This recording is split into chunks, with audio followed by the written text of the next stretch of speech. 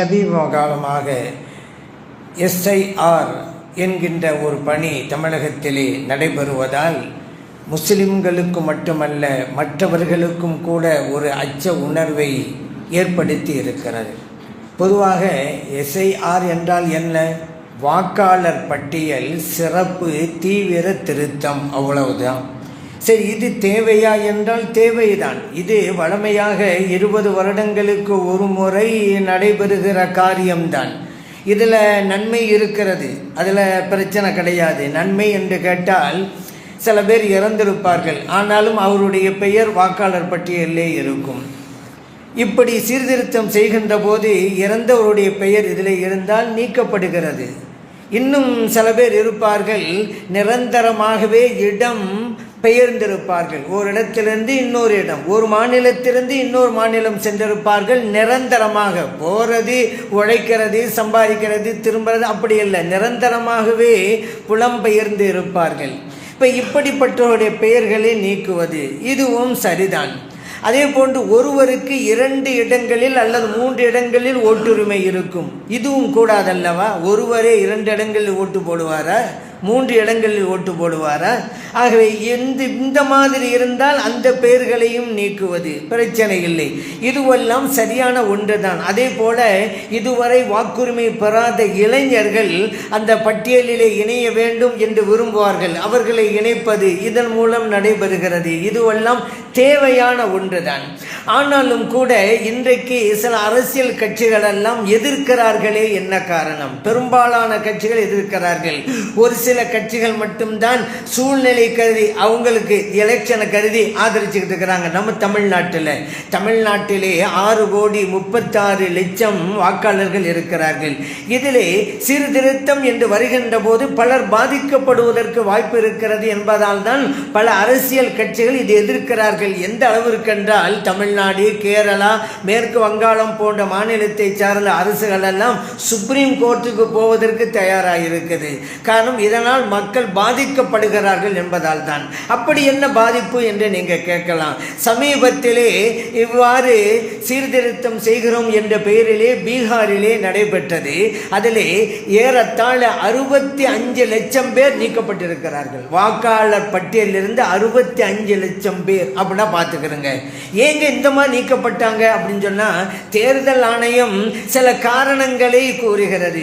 என்ன அப்படின்னு கேட்டால், இந்த பட்டியலிலே இறந்தவர்கள் எல்லாம் இருந்தார்கள், அவருடைய பெயர்களை நீக்கி இருக்கிறோம்.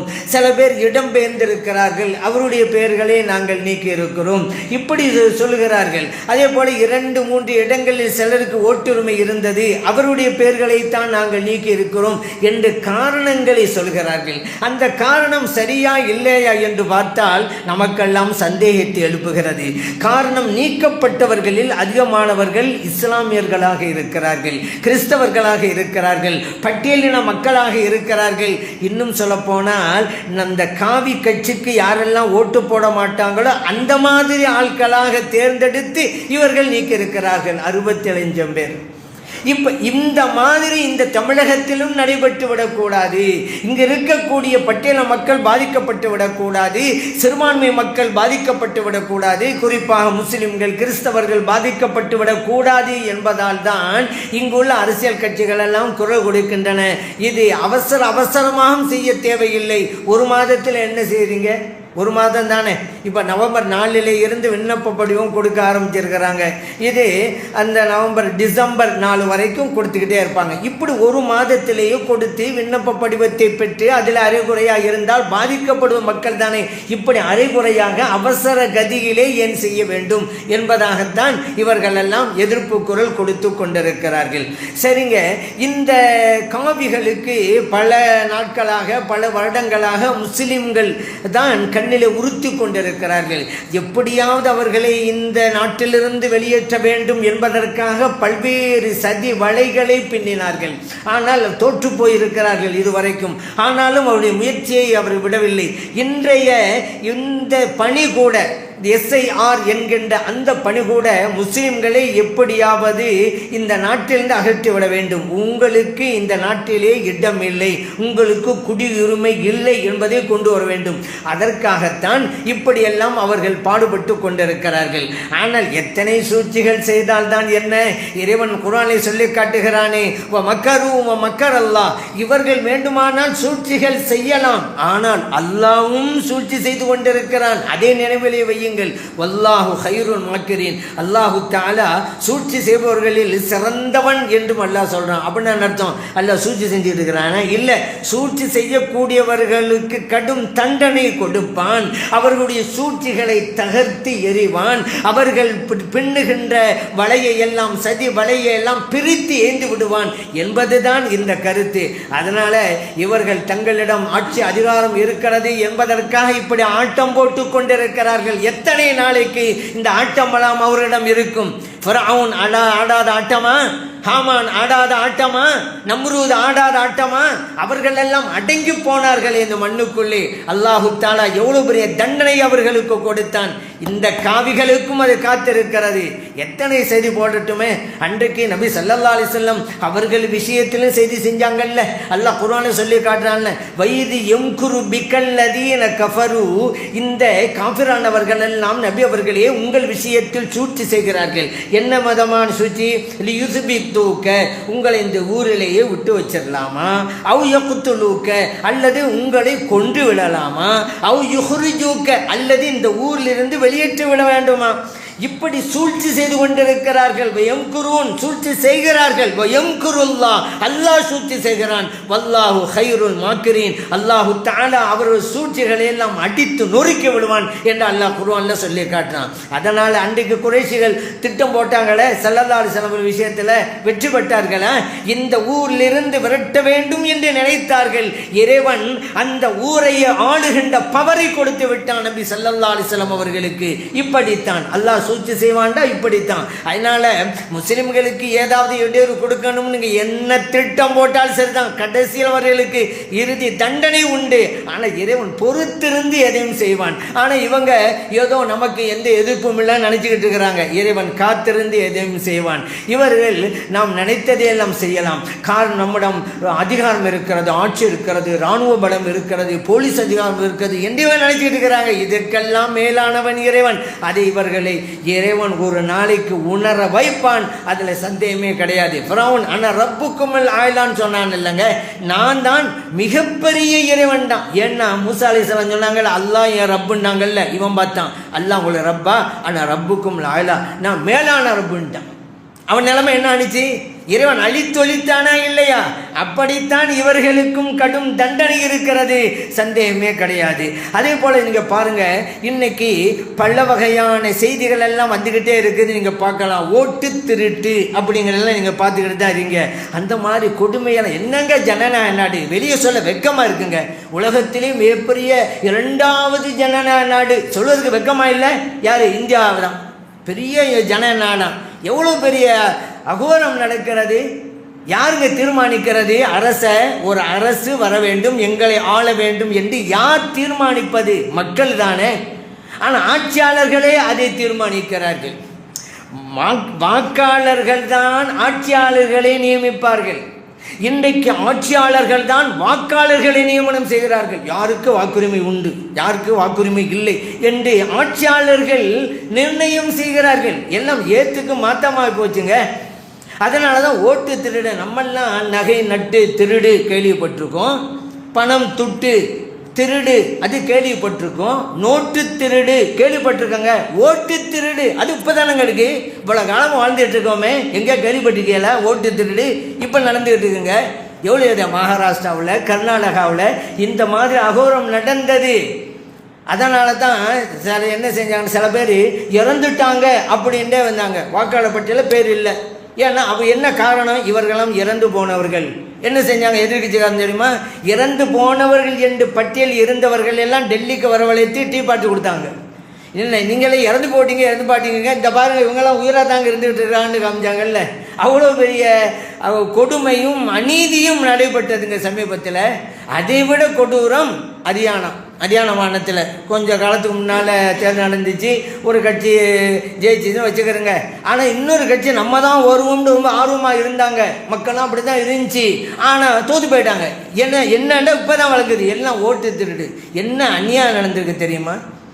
பிரேசில் நாட்டில் இருக்கக்கூடிய ஒரு பெண்மணியுடைய, பிரபலியமான பெண்மணியுடைய படம் போட்ட வாக்காளர் அட்டை. அது ஒன்று கிடையாது, 10 வாக்குச்சாவடிகள், 10 பூத்தில் 22 ஓட்டு. ஒரு பெண்ணுடைய, அதுவும் வெளிநாட்டு பெண்ணுடைய ஃபோட்டோ போட்ட ஒரு வாக்காளர் அடையாள அட்டை 22 அப்படின்னா பார்த்துக்கிறேங்க. இந்த செய்தி அந்த பெண்மணிக்கும் இப்போ போயிடுச்சு. இப்போ பேட்டி கொடுத்துருக்காது. வெளிநாட்டில் இருந்துக்கிட்டே இந்த தவ போகத்தானே செய்யும். நான் இந்தியாவுக்கே வரலையாப்பா, என் ஃபோட்டோ ஏன்ப்பா போட்டேன்? இந்தியாவுக்கு நான் வந்ததே கிடையாது. அது மட்டும் எவ்வளோ பெரிய அவமானம். என் ஃபோட்டோ போடலாமா? அந்த பெண்ணு சொல்லுது, நான் இளமையிலே எடுத்த ஃபோட்டோவை தான் அவர்கள் போட்டு இருக்கிறார்கள் அப்படின்னு போட்டு. இது ஏன் இந்த அவமானமான காரியத்தையெல்லாம் செய்கிறீர்கள்? காரி உமிழ்கிறாருங்க இந்தியாவை. இதுக்கெல்லாம் காரணம் என்ன?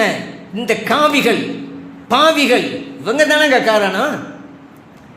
சரி, அது மட்டுமல்ல, இன்னும் கொடுமை இந்த ஹரியானாவில் எப்படின்னு சொன்னால், ஒரே வீட்டுக்குள்ளேயே 501 பேர். என்னங்க, ஒரு வீட்டில் எவ்வளோ பேர்? 3 பேர் இருப்பாங்களா, 5 பேர் இருப்பாங்களா, 10 பேர் இருப்பாங்களா, 20 பேர் இருப்பாங்களா? 500 பேர் எப்படிங்க ஒரு வீட்டுக்குள்ளே? ஒரு வீட்டினுடைய அட்ரஸில் 501 பேருங்க வாக்காளர்கிட்ட. என்ன கொடுமைங்க இது. அதே போல் ஒருவருடைய பேரில், ஒருவருடைய ஃபோட்டோவிலேயே 100 ஓட்டு.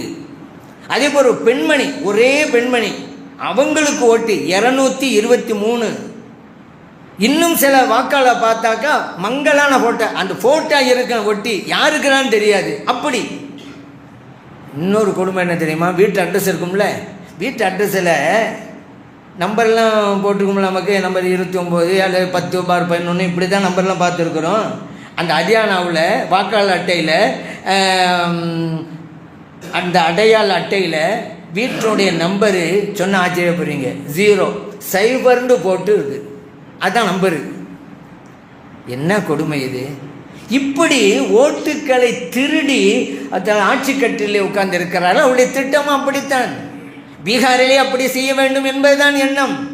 இந்த தமிழகத்திலும் அதைத்தான் செய்ய வேண்டும் என்று அவர்கள் வரிந்து கட்டுக்கொண்டு வேலை செய்கிறார்கள். என்னடா நம்முடைய பாச்சா பலிக்கலையே தமிழ்நாட்டில், என்னென்னமாலாம் பண்ணோம், கடைசியில் இப்படி பண்ணி தான் ஆட்சிக்கு வரணுங்கிறதுனால இந்த SIR வாக்காளர் பட்டியல் சிறப்பு தீவிர திருத்தம் அப்படின்னு இப்போ கொண்டு வந்திருக்கிறாங்க. அதனால தான் இவர்களுடைய பின்னணியை புரிஞ்சுக்கிட்டு தான் இன்றைய அரசியல் கட்சிகள், பெரும்பாலான அரசியல் கட்சிகள் அதை எதிர்க்கிறார்கள். சரி, முஸ்லிம்களான நாம் இதில் எப்படி இருக்கணும்?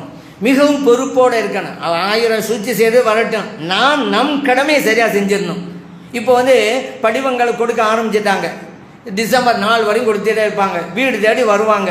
வீடில் இல்லையா 3 தடவை வரணும். அப்படி 3 தடவையும் வருவாங்க. அப்போ அந்த ஃபார்மை வாங்கணும், ஃபில்லப் பண்ணி கொடுக்கணும். இதுலேயும் பாருங்கள், அது ஃபில்லப் பண்ணுறதுல மேலே நம்முடைய பேர், அட்ரஸ்ஸு எல்லாம் கேட்டுக்கிறாங்க. அது வரைக்கும் ஓகே தான்.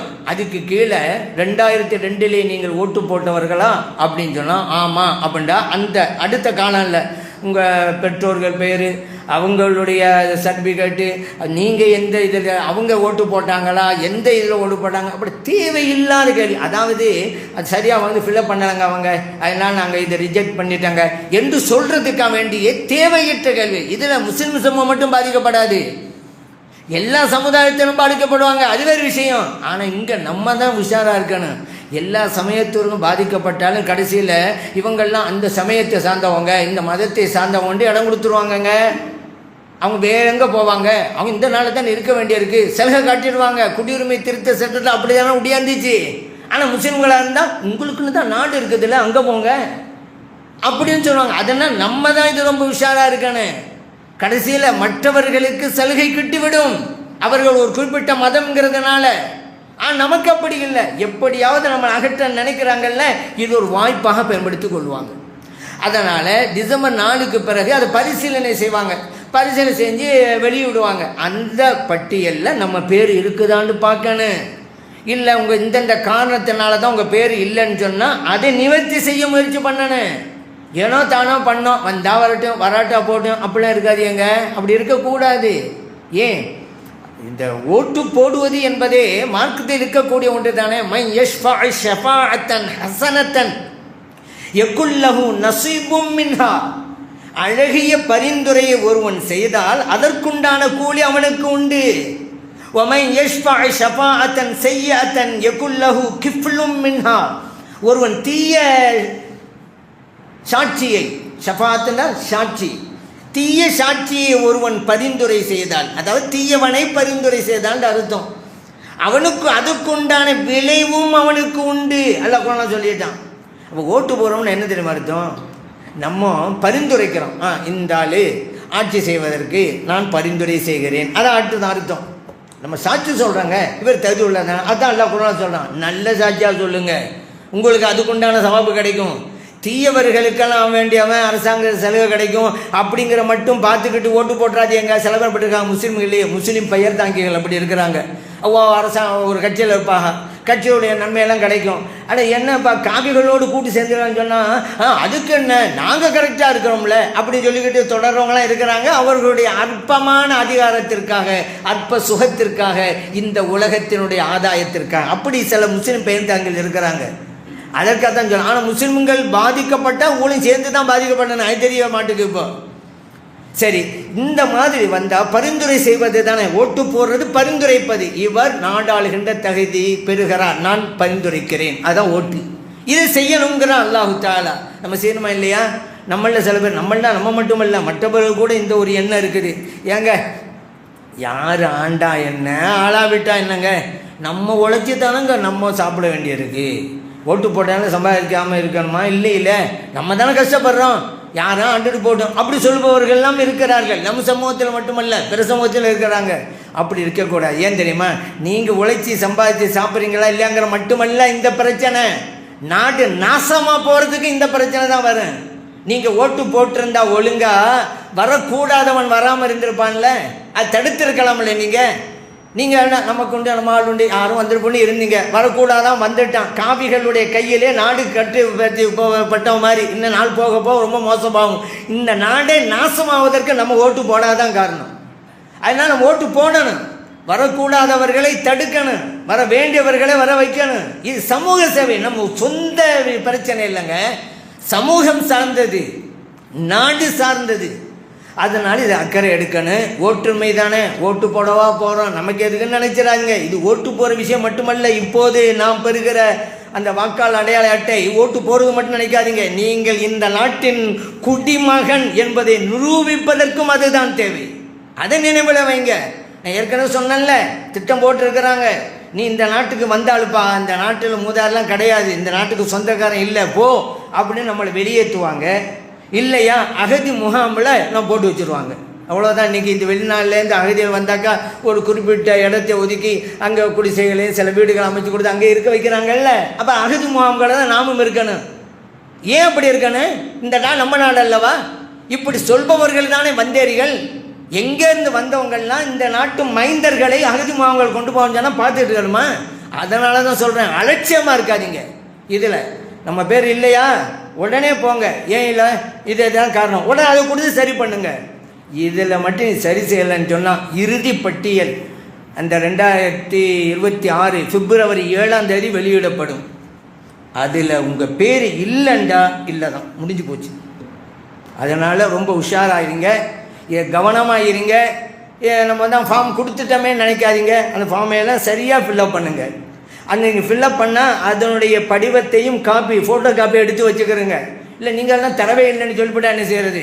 நீங்கள் தப்பாக ஏன்னா எப்படி வேண்டுமானாலும் கையாடல் செய்யலாம் காவிகளுடைய அதிகாரிகள். இப்போ நீங்கள் நினைக்கலாம், இங்கே தமிழ்நாட்டில் கணக்கெடுத்தாக்கா காவிகளுடைய அதிகாரிகளா, இங்கே இருக்கக்கூடிய அரசியல் இருக்கக்கூடிய அதிகாரிகள் தானே, நமக்கு எதிராக இன்னும் செய்ய முடியுமா? அப்போ நீங்கள் கேட்கலாம். இந்தாங்க, தேர்தல் கமிஷனுக்கு கீழே இவங்க இயங்குறாங்கன்னு சொன்னால் அவங்க என்ன சொல்கிறாங்களோ அதான் செய்யணும்.